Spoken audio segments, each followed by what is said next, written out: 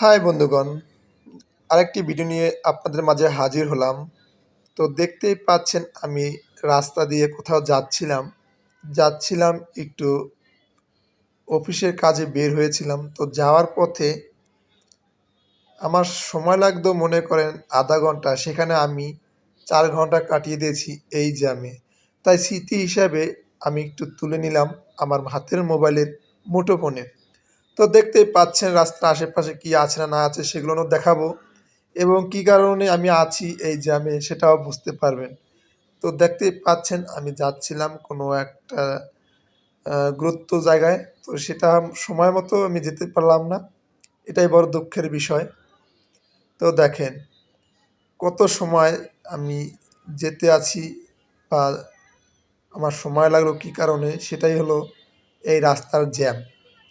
তো বুঝতেই পারছেন কোনো কাজে সময় নিয়ে বের হয়েছি কিন্তু সেটাও সঠিক সময় করতে পারিনি এই রাস্তার জ্যামের কারণে।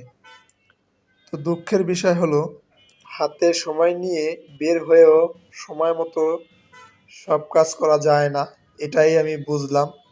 যদি ভুল বলে থাকি ক্ষমা করবেন, আর যদি সঠিক বলে থাকি তাহলে একটু লাইক কমেন্ট শেয়ার এবং কিছু মন্তব্য করে যাবেন। এটাই হলো মূল বিষয়। তো বুঝতেই পারছেন ভিডিওটি করলাম আপনাদের উদ্দেশ্যে। তো গাড়ির হর্ন শুনতে শুনতে এখন মাথা অনেকটা ব্যথা হয়ে গেছে, তাই আর বেশি কথা বলতে চাই না। তো